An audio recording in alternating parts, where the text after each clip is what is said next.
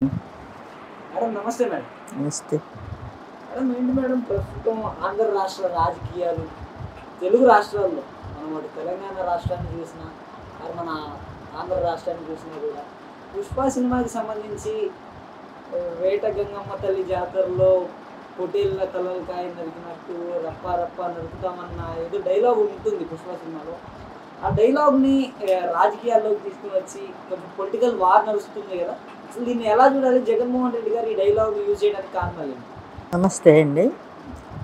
జగన్మోహన్ రెడ్డి గారు అది కావాలని ఆయన అనలేదు కదా. కావాలని అంటే వీళ్ళు ఎన్ని విమర్శలు చేసినా కానీ బాగానే ఉంటుంది.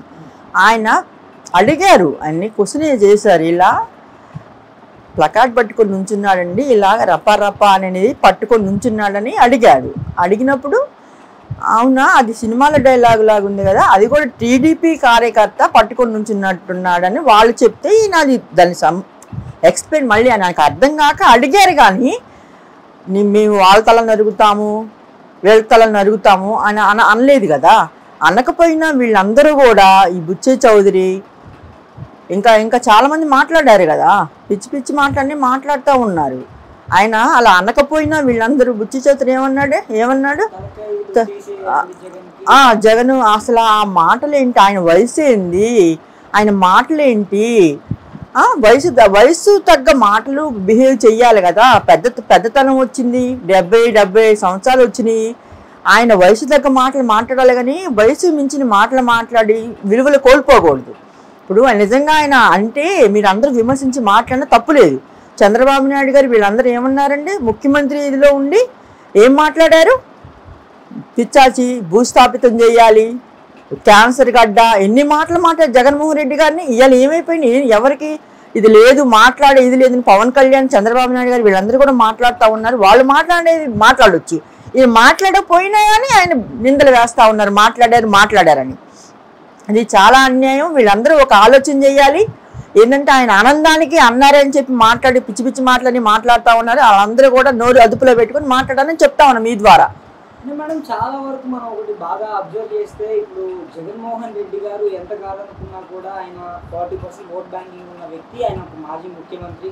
ఆయన ఎక్కడికి వెళ్ళినా కూడా జనాలు రావడం అనేది, ప్రజలు రావడం అనేది సర్వసాధారణం.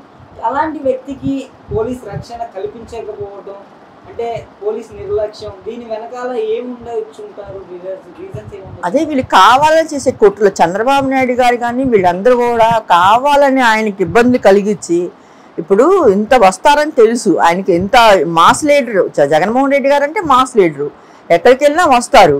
ఇప్పుడు నువ్వు ముఖ్యమంత్రిగా ఉన్నా కూడా నిన్ను చూడటానికి రారు, అంత జనం రారు. ఎందుకు, నువ్వు ఏం పనులు చేసావు, ప్రజలకు ఏం చేసావు, 6 అని పెట్టావు, చేయలేదు. మొన్న ఏదో పథకాలు ఈ అమ్మఒడి వేసినట్టున్నారు, 15,000 అన్నారు, 13,000 వేశారంటే అది కూడా కొంతమందికి పడ్డే కొంతమందికి పడలేదు. ఎన్ని నువ్వు చేస్తున్నావు కాబట్టి నిన్ను చూడటానికి రారు, నిన్ను అనుకోరు కూడా, ప్రజలు అనుకోరు. నువ్వు ముఖ్యమంత్రిగా ఉన్నావని నువ్వు అనుకోవడం తప్పితే కూడా ప్రజలు కూడా ఎవరు అనుకోవట్లేదు. ఇప్పుడు ఈయన్ని కావాలని జగన్మోహన్ రెడ్డి గారిని కావాలని ఇబ్బందులు పెట్టడానికి ఈ ప్రజల్లో ఆయన ఇబ్బంది పెట్టి ఏదో ఆయనకి చెయ్యాలని ఒక ఆలోచనతో ఉన్నారు. ఆయనకి ఇది కావాలి, సెక్యూరిటీ కావాలి. ఆయనకి ఇట్లా వెళ్ళినప్పుడు కూడా చాలా కార్యకర్తలు ఆ ప్రజల్లో ఆయనకి రక్షణ లేకుండా నిన్న చూసారు. అప్పుడేమో ఫ్లైట్ ఆ అద్దాలన్నీ పగలగొట్టారు, నిన్నేమో ఇట్లా జరిగింది. వెహికల్స్ అది కొంచెం ఇబ్బంది అయ్యి ఒక కార్యకర్త ఏమో ఇట్లా ఇదైపోయారు. అట్లా కాకుండా ఆయన ఏదైనా కానీ ఒకటి చేసడానికి వెళ్ళినప్పుడు వీళ్ళు రక్షణ ఇవ్వాలి, మంచిగా కూడా అట్లా జరగకుండా కూడా చూడాలని మీ ద్వారా నేను చెప్తాను చంద్రబాబు నాయుడు గారికి. ఛానల్స్ సాక్షి ఛానల్ రావట్లా, ఎన్టీవీ రావట్లా, ఛానల్స్ అన్నీ కూడా రాకుండా చేస్తూ ఉన్నారు. ఏంది అన్యాయం, అసలు ప్రజలందరూ గోల పెడతా ఉన్నారు. ఏంటి చంద్రబాబు నాయుడు గారు ఇంత నీచ రాజకీయాలు చేస్తూ ఉన్నారని అందరూ బాధపడతా ఉన్నారు, కోపం పడతా ఉన్నారు. ఛానల్స్ కొన్ని రాని సాక్షి, ఎన్టీవీని, 10 టీవీని కొన్ని ఛానల్స్ని ఆపేశారు. ఏదైతే జగన్మోహన్ రెడ్డి గారిని చూపిస్తారు, జగన్మోహన్ రెడ్డి గారిని చూపించకూడదు అని అనుకొని ఈ ఛానల్స్ అన్నింటినీ కూడా వాళ్ళు ఆపేశారు. ఇదంతా చంద్రబాబు నాయుడు గారు ఇంత చండాల రాజకీయాలు చేయకూడదు. మీ ద్వారా చంద్రబాబు నాయుడు గారు నేను కూడా చెప్తా ఉన్నాను. ఇప్పుడు చాలా వరకు మనం అబ్జర్వ్ చేస్తే ఏదైతే షర్మిలా గారు ఉన్నారో, షర్మిలా గారు మాట్లాడిన మాటలు ఏవైతే ఉన్నాయో, జగన్మోహన్ రెడ్డి గారు మోడీ గారికి దత్తపుత్రుడు అనేసి మాట్లాడారు కదా, దాన్ని ఎలా చూడొచ్చు? అదేగా షర్మిల గారు ఆ మాట అనడానికి ఆమెకి ఎక్కడా ఇది లేదు. ఆమె ఎవరి దత్తపుత్రిక అంట? ఇప్పుడు ఆమె ప్రశ్నించాల్సింది ఎవరిని?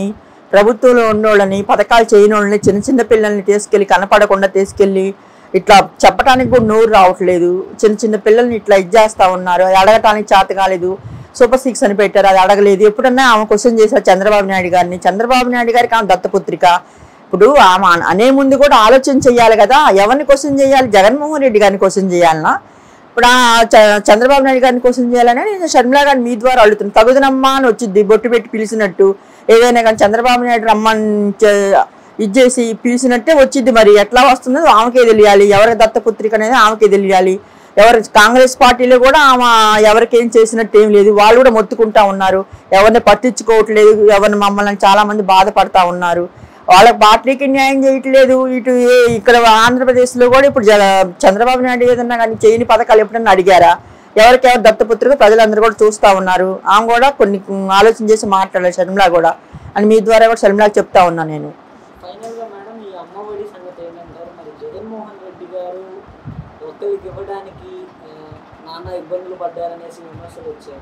మా ప్రభుత్వం వచ్చిన తర్వాత ఒకటేసారిగా ధీటుగా ఎవరు గతంలో ఎవరు చేయలేనంత ధీటుగా మేము ఎంతమంది ఉంటే అంతమందికి ఇవ్వగలిగాం అన్నారు కదా. ఉంటే 45,000, నలుగురుంటే 60,000, ఇద్దరుంటే 30,000 అనేసి మాట్లాడారు చెప్పారు. 5గురుంటే 75,000. వీటి సంగతి ఏమైంది మేడం? ఏమైంది? మొన్న వేసినట్టున్నారు. ఎంతమందికి వేశారు? ఎంతమందికి వేసారని వాళ్ళకే తెలియాలి. 15,000 అన్నారు, 13,000 వేశారు. అవి కూడా ఎంతమందికి వేశారు?